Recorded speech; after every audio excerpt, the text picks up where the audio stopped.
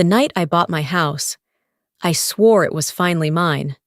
But 2 weeks later, I stood frozen, staring at my phone screen.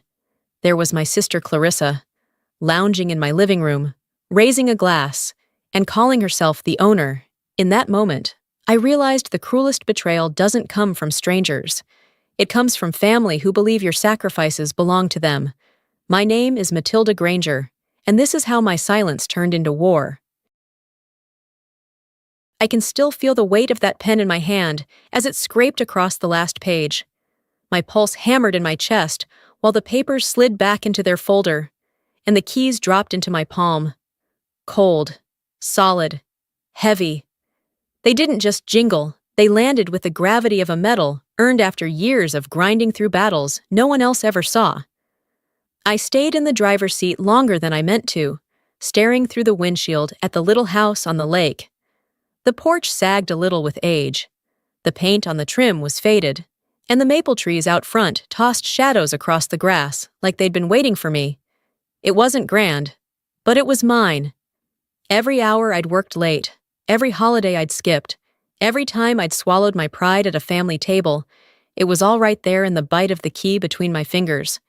The instinct to call someone surged for a moment, but I smothered it. I knew better.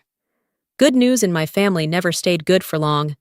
Clarissa had a way of twisting joy into duty, turning hard-earned victories into bargaining chips for herself and her kids. I wasn't going to hand her this moment. I pressed the keys tighter until the ridges dug into my skin. This was no longer about proving myself to anyone. This was about drawing a line, one that couldn't be crossed. For once, there would be no debate, no guilt, no demands. This time, it was mine. That dinner in Boston has never left me. The table was heavy with platters of roasted meat, the air thick with garlic and smoke, silverware scraping against plates louder than any laughter. I sat with my fork halfway to my mouth, my heart pounding, before I finally let the words slip out. I'd been saving for years, and I was ready to buy a house. At first, silence, then a soft chuckle. Clarissa leaned back in her chair, eyes glinting, lips curling into a smile that wasn't a smile at all. Even if you managed it, you wouldn't keep it. What would you need all that space for? You're alone. My kids are the ones packed into one bedroom. They need a house more than you ever will. Her words landed like hammer blows, each one meant to shame. Around the table, adults nodded like she'd spoken something noble. The kids muffled laughter behind their hands. I sat frozen, my napkin crumpled in my fist, my jaw clenched so tight it hurt. Not a single voice rose in my defense. I stayed long enough to push food around my plate, then left before dessert. Outside, the wind cut through me, but the cold inside my chest was sharper. That night, as I walked to my car, I swore if I ever signed those papers, if I ever held a key of my own, they would never be the first to know. Walter introduced himself with the steady bearing of a Navy man, broad shoulders, clear eyes that missed nothing. At first, his warmth put me at ease, but days later, his voice carried across the yard, quieter this time. "Someone was around your porch yesterday. A woman." I froze, the hair on my neck prickling. He described her, brown hair, heavy build, middle-aged. My stomach knotted instantly. Clarissa. How could she know? I whispered more to myself than to him. I hadn't shared the address. Walter's gaze didn't waver. "She tried the handle," he said. "I thought you should know." The words cut clean through me. In my mind, I saw Clarissa rolling a suitcase through my front door, announcing to everyone that this house was for the family. I wrapped my hands around a mug of coffee later, gripping it so hard I thought it might break. For the first time, the house I'd dreamed of as sanctuary felt like contested ground. The stillness of the lake outside my window didn't soothe me, it warned me. My peace was already under attack. I knew that SUV the moment I turned the corner, parked bold as brass along my curb. It might as well have had Clarissa's name painted across the side. My pulse sank, and before I even stepped out of my car, I spotted her silhouette in the doorway. She didn't knock. She didn't wait. The door creaked open, and there she was, smiling wide, sweeping in like she had been expected. Her boys lumbered behind, shoulders hunched but clearly comfortable, and her friend trailed close, carrying a tote bag as though she were moving in. "Beautiful!" Clarissa exclaimed, spinning slowly, eyes sweeping over my living room. "This is exactly the kind of home our family should have." I blocked the threshold, shoulders squared, but she brushed past me with the same entitlement she had carried since childhood. In the kitchen, she tugged open cabinets, flicked her fingers across the countertops, and nodded as though she were touring a model home. "You can't just walk in here," I said, forcing the tremor out of my voice. She shot me that crooked smirk. "Oh, stop being so serious. One person doesn't need all this. It only makes sense to share it." The words coiled in the air, thick as smoke. I stayed still, refusing to give her the satisfaction of a fight in front of her audience. Eventually, she ushered her group out, tossing a parting glance that felt like a dare. When the silence returned, I noticed it. The kitchen drawer wasn't flush, the one where I kept my spare keys. My fingers tingled as I pulled it open. The keys were there, but the air felt different. Something had been touched that shouldn't have been. I spread the keys across the counter under the light. That's when I saw it, on the front door key, a faint scratch along the groove, not deep, but unnatural, like the scar of something pressed too hard against it. My stomach turned. This wasn't wear and tear. This was intent. I'd heard stories from security staff at the hospital, thieves carrying soft plastic or wax, pressing keys quickly to make molds, then cutting copies in minutes. The realization burned through me. She hadn't just wandered. She had tried to claim my house at the molecular level, through its very lock. That night, I sat at the kitchen table with the laptop open, replaying the doorbell camera history. My throat went dry as her face appeared, grainy in the glow of the porch light. Clarissa stood there, shoulders hunched, fumbling with something in her hand. She tested the lock, glanced over her shoulder, and then walked away fast. I froze the image. Her profile tilted toward the street. Rage surged, hot and sharp, but I forced it back down. Years of training taught me that anger is noise, discipline is survival. I returned the keys to the drawer, memorizing every notch, every mark. This wasn't paranoia anymore. It was evidence. Leaning against the wall in the dark, I whispered the lesson that had kept me alive through harsher nights than this. This perimeter is mine. Anything unsecured will be taken. The hotel ballroom where the conference was held buzzed with chatter, but my phone wouldn't stop vibrating. Walter's name flashed across the screen. His voice was sharp, urgent. "There are cars lined up all over your driveway. Lights on, music blasting. Tell me you rented the place out." My stomach dropped. I fumbled open the security app, and the feed filled my screen. My living room, was packed wall to wall. Strangers holding plastic cups, shoes grinding into the rug I'd picked out with care. And there she was, at the center of it all. Clarissa. She lounged in my armchair, one hand curled elegantly around a glass of red, her voice carrying even through the phone speaker. "Welcome to our new home." I felt the blood drain from my face. Children tore up and down the stairs, their shrieks rattling the walls. Her friend unpacked trays of food across my new counters, hands greasy against surfaces I hadn't even broken in yet. I bit my lip until I tasted iron. Every hour of overtime, every check I'd saved, every dream I'd whispered to myself in silence, it was all being trampled under the pounding bass of a stolen party. Then, the twist came. I heard her, clear as day. "My sister left this house to the family. She doesn't need it. She's alone." The words hit harder than any insult. This wasn't just trespassing. It was a declaration. She wasn't pretending anymore. She was claiming. The hotel room felt suffocating. My phone screen glowed on the nightstand, showing the chaos back home. My hands shook so badly I nearly dropped it. Inside my head, two voices battled. One whispered, "Stay quiet. Don't drag the family into scandal. Let it go." The other was colder, clipped. The voice discipline had carved into me. "Secure the perimeter. Neutralize the threat." Memories surged like a flood. Clarissa turning my savings into a punchline at dinner. The loans she'd signed under my name. The countless times she decided my life was her resource. Every slight, every insult, every theft echoed now in the laughter coming from my stolen living room. I picked up the phone and dialed. The line clicked. 911, what's your emergency?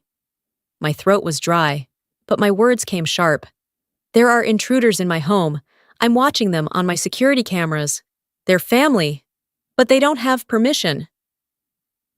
The operator pressed for details, but I barely heard.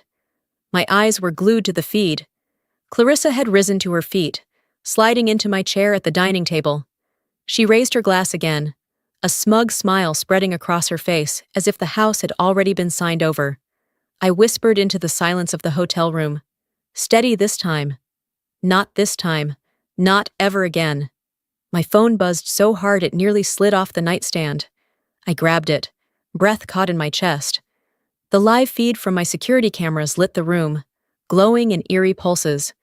Blue and red lights flashed across my porch, painting the siding in violent color. The police were here. The front door swung open, and one of the teenagers who had been stomping up and down my stairs swaggered toward the officers, grin plastered across his face. He waved them off like they were uninvited guests at his party. Then, in one swift motion, his arm was twisted behind his back, and the sound of handcuffs snapped shut under the wash of patrol lights. His bravado vanished in an instant.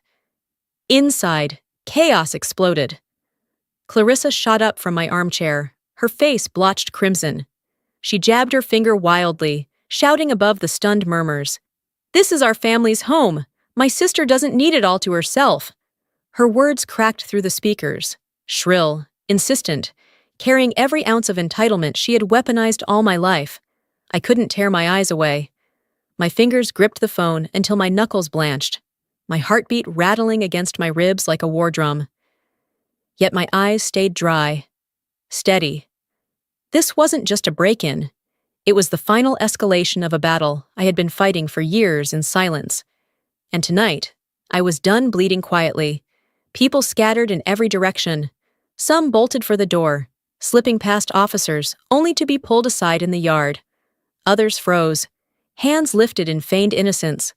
A few children wailed, their cries clashing with the sharp bark of police commands. The music had cut off, but the echoes of bass still seemed to reverberate in my chest. And Clarissa, she refused to move. Even as officers stepped toward her, she planted her feet in the middle of my living room, her voice trembling but defiant. "She doesn't deserve this place. She's alone. She's selfish. This house is for us, not her." The words hissed out like venom, filling my empty rooms with poison. I sat alone in the sterile hotel room, the glow of the phone the only light against the dark walls. My hands trembled, but not with fear. It was fury. Yes, but deeper than that. It was resolve, hardening into something immovable. One by one, the officers guided them out. My house emptied, stripped of the laughter that wasn't mine, the feet that had no right to pound across my floors. The final slam of the door rang through the speaker, echoing like a gavel in a courtroom. On the screen, the living room lay still. The armchair Clarissa had claimed as her throne was toppled sideways, its shadow stretched long across the floorboards. I let out a breath I hadn't realized I was holding, and the words formed soundlessly on my lips. Not again. Not this time. Silence filled the hotel room, heavy and absolute. For the first time, it wasn't the silence of surrender. It was the silence of a battle won, and a vow made. The walls were painted a dull gray, the kind that swallows warmth whole. Overhead, the fluorescent light buzzed faintly, humming against the silence. The metal chair beneath me was cold, the table colder. Across from me sat Clarissa, mascara smeared, her eyes rimmed red, the corners of her mouth twisted into something between a plea and defiance. She reached across the table suddenly, her hands grasping for mine. "Please, it was just a misunderstanding. I only did it for the kids." Her voice cracked, raw from shouting, but I heard the familiar cadence of manipulation hiding beneath. I pulled back slowly, steadying my breath. No, you did it for yourself. The officer cleared his throat and set a clear evidence bag in front of me. Inside was a duplicated key, the plastic mold residue still clinging to its edges. Next came the printed screenshots, Clarissa's figure captured on my porch, her hand fumbling with the lock. And finally, Walter's signed statement. Each item landed with a soft thud on the table, but together they roared. I lifted my eyes. Clarissa's face drained pale, her lips parting without words. The friend she'd dragged into this mess was seated further down the hall, already confessing. She had admitted that Clarissa boasted about the family house, insisting I was only letting her borrow it. Each word felt like a nail hammered deeper, pinning the truth in place. I had suspected. I had felt it in my gut. But suspicion wasn't enough. Now, I had proof, and proof meant this was no longer a family squabble. It was theft. It was trespass. It was crime. The officer's gaze fixed on me. Do you want to press charges? My heart stuttered for a second. This was the moment. For years, I'd swallowed pride, carried burdens that weren't mine, told myself keeping peace was better than setting boundaries. But looking at her now, I saw no regret, no apology, only fear. The fear of finally being exposed. My fingers closed around the pen, heavier than it should have been.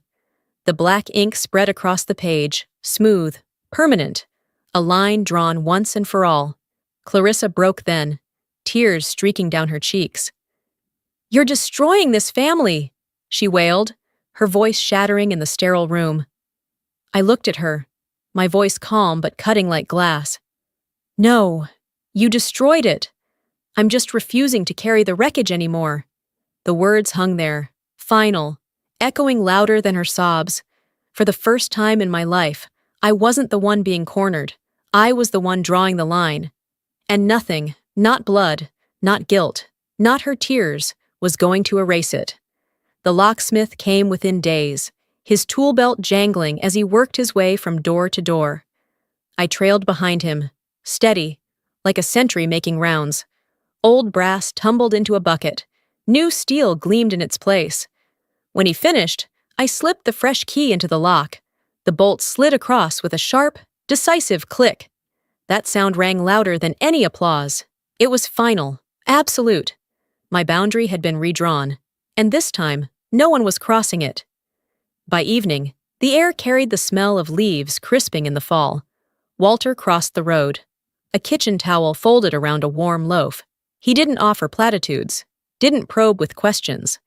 He set the bread in my hands, then lowered himself into the chair beside me on the porch. The lake burned orange with sunset.